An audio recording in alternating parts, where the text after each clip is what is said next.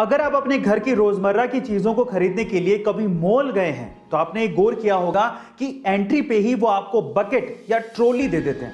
पर क्या आपने कभी गौर किया कि ऐसा वो क्यों करते हैं? हाँ, ये आपकी सुविधा के लिए तो है ही, लेकिन इसके पीछे एक मार्केटिंग फंडा भी है।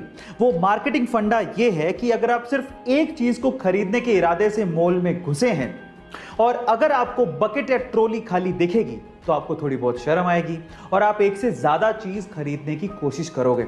आप ये भी गौर करना कि चॉकलेट, बिस्किट और टॉफियां ये सब रैक्स में नीचे जचाई जाती हैं। अब ऐसा इसलिए होता है ताकि बच्चों का हाथ पहुंच सके और आपको मजबूरन वो चीजें खरीदनी पड़े।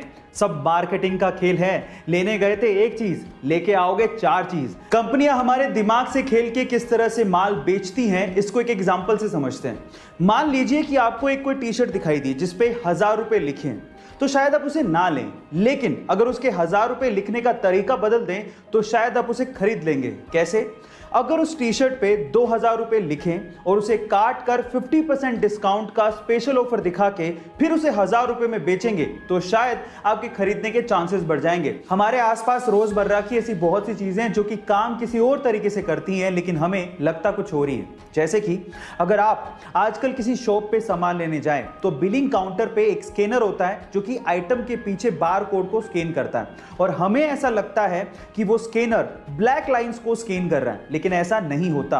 एक्चुअली वो स्कैनर व्हाइट लाइंस को स्कैन करता है जो कि बहुत लोगों को नहीं पता होता।